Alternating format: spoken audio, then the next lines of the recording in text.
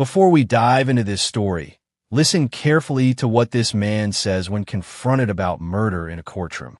I did not kill Susan Berman, but if I had, I would lie about it. The chilling casualness of that statement should tell you everything you need to know about the man we're dealing with today. What if I told you that one of America's most dangerous killers spent decades hiding in plain sight, protected by wealth, privilege, and a justice system that seemed determined to let him slip away time and time again?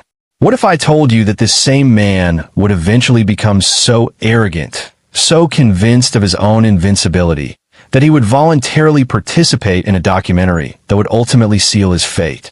And what if I told you that in the most chilling moment ever captured on film, this killer would forget his microphone was still recording and confess to crimes that had haunted investigators for over 40 years? If you're fascinated by cases where wealth can't buy innocence forever, hit that subscribe button and ring the notification bell, because today we're diving deep into the twisted world of Robert Durst, a story so unbelievable it reads like fiction, but every word is terrifyingly real. Robert Allen Durst was born into American royalty, not the kind with crowns and castles, but the kind with skyscrapers and billions. The Durst organization, founded by his grandfather in 1915, built much of modern Manhattan. By the time Robert came of age, the family empire was worth hundreds of millions, making him one of New York's most eligible bachelors. But money, as we'll see, can't buy you a clean conscience. And sometimes, it only makes it easier to bury your sins. In 1971, Robert married Kathleen McCormick, a beautiful dental student with dreams of becoming a doctor. To the outside world, they seemed perfect, the wealthy real estate heir and his ambitious wife. But behind closed doors, their marriage was crumbling under the weight of Robert's increasingly erratic and violent behavior. Friends would later describe a man who flew into sudden rages, who isolated his wife from her family, and who seemed to take pleasure in psychological manipulation. Kathleen confided to friends that Robert had threatened her, that she feared for her safety. She was planning to divorce him and had even visited a lawyer to discuss her options. But Kathleen McCormick Durst would never get the chance to file those papers. January 31st, 1982. A cold Sunday night in New York. According to Robert Durst's story, the only story investigators had to work with, he drove Kathleen to the train station in Westchester County so she could return to their Manhattan apartment after spending the weekend at their country home. He claimed he watched her board the train, waved goodbye, and never saw her again. But here's where the story gets interesting. Phone records would later show that someone called Kathleen's medical school the next morning, claiming to be Kathleen herself, saying she was sick and wouldn't be coming in. The voice was described as male-sounding by the person who answered. When friends couldn't reach Kathleen, when she failed to show up for classes, when days turned into weeks with no word, everyone knew something was terribly wrong. Everyone except Robert, who seemed remarkably calm about his wife's disappearance. While Kathleen's friends and family were frantic, Robert was already talking about her in the past tense. The police investigation was, to put it mildly, inadequate. This was 1982, and domestic violence wasn't taken as seriously as it is today. Robert was wealthy, well-connected, and cooperative. He passed a polygraph test, though experts would later question the validity of that exam. Without a body, without witnesses, without any physical evidence, the case went cold. But Kathleen's disappearance would prove to be just the beginning of Robert Durst's killing spree. For nearly 2 decades, Robert Durst lived as a free man. He remarried, though that marriage would also end in divorce amid allegations of his bizarre and threatening behavior. He inherited hundreds of millions when his father died, though he would later claim his younger brother Douglas had pushed him out of the family business. But the past has a way of catching up to you, especially when you've left behind witnesses. Susan Berman had been Robert's friend since their college days at UCLA. She was a writer, the daughter of a Las Vegas mobster, and more importantly, she was one of the few people who knew the truth about what happened to Kathleen Durst.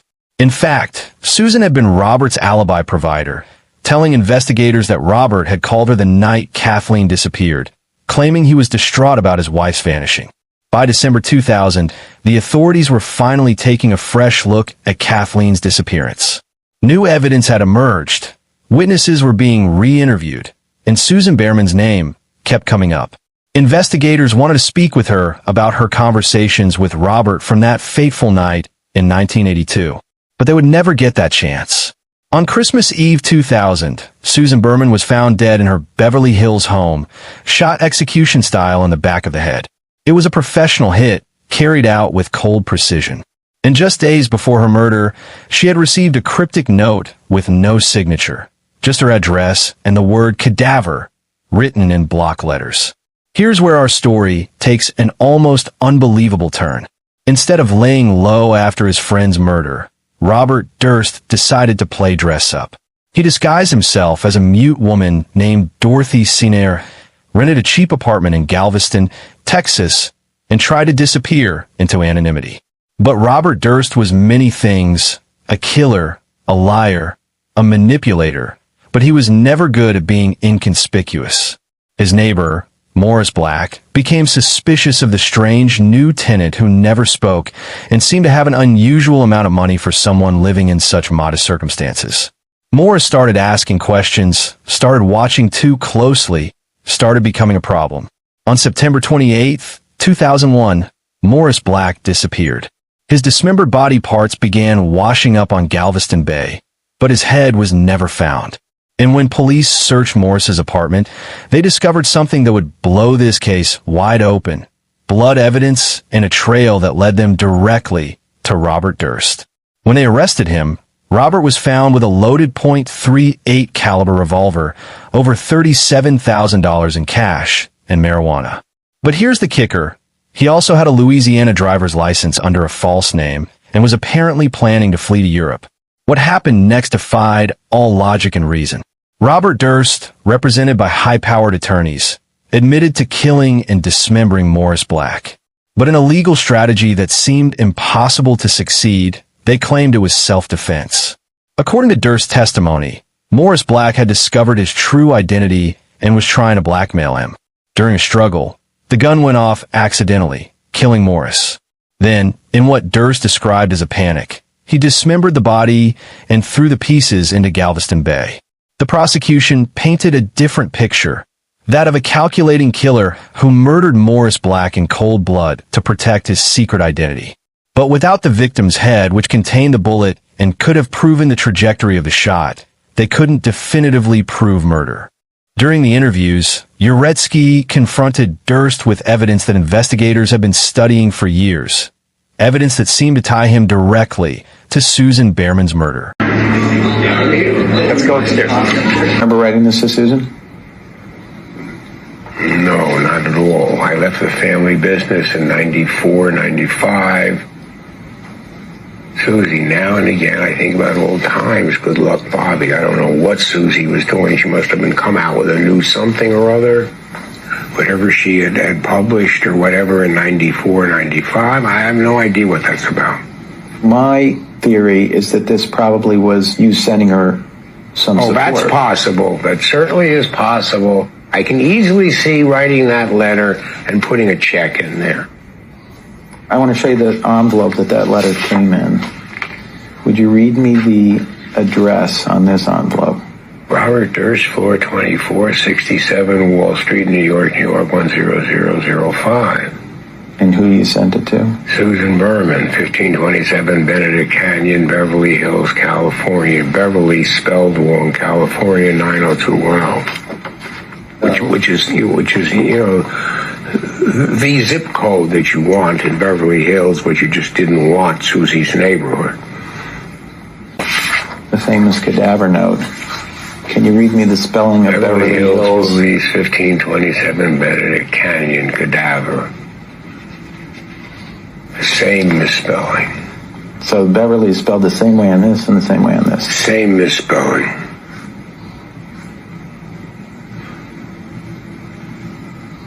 What does that say to you? Well, I mean, the writing looks similar and the spelling is the same, so I can see the conclusion the cops would draw. Or the writing exemplar person. would conclude they were both written by the same person.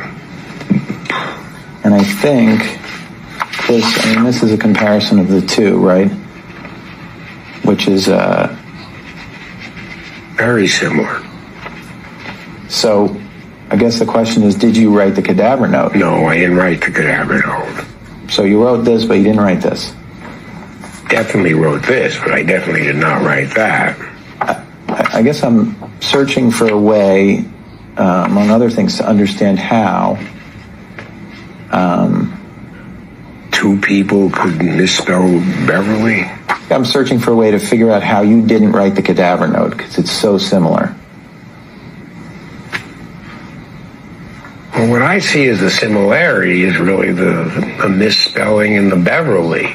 Other than that, the block letters are block letters. How else would you write a block letter than that? I mean, it's almost like a typed thing. It's going to look, with two typewriters, it's going to look the same. So you wrote one of these, but you didn't write the other one? I wrote this one, but I did not write the cadaver one. And can you tell me which one you didn't write?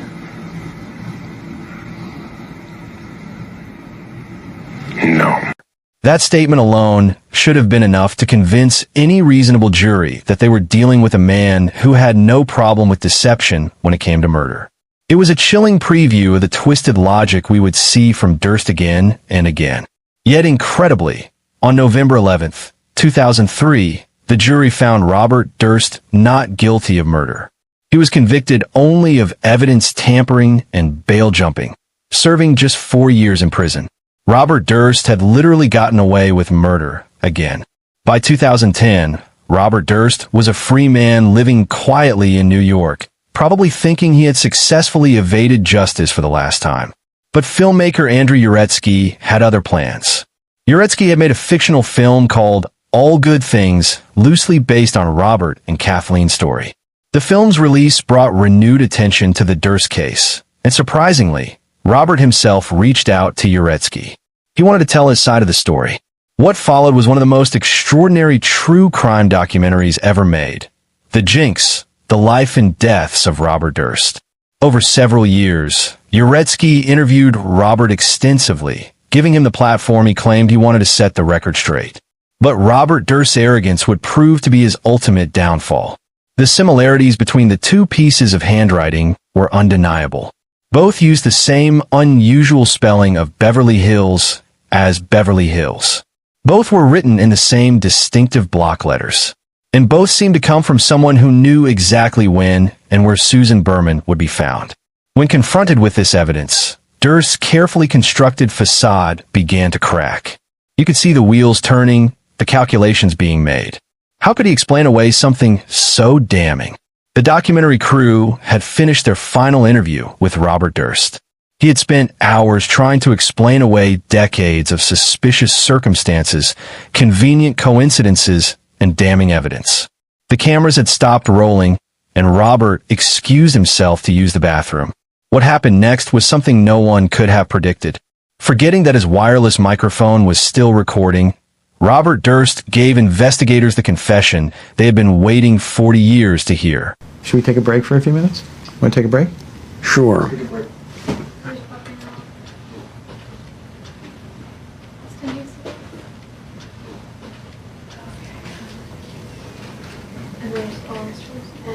I did not knowingly, purposely lie.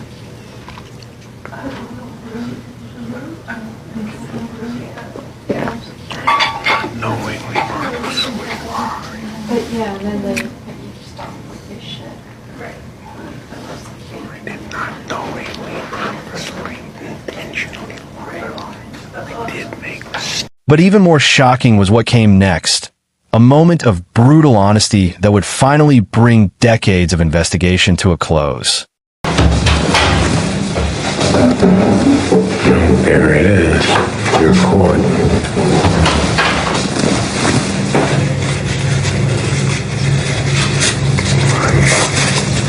You're right, of course. But you can't imagine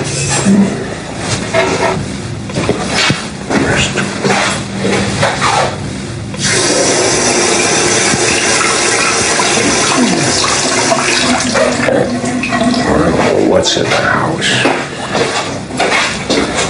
Oh, I want this.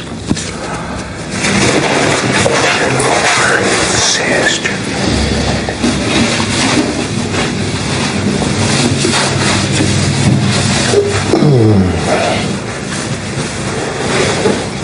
Right. Irish.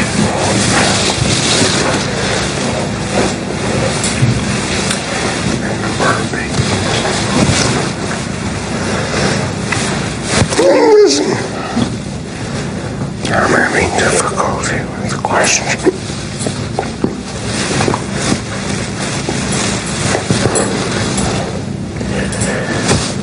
What the hell did I do?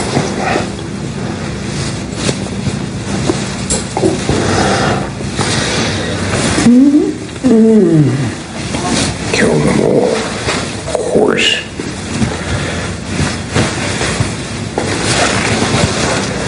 What the hell did I do? Killed them all, of course.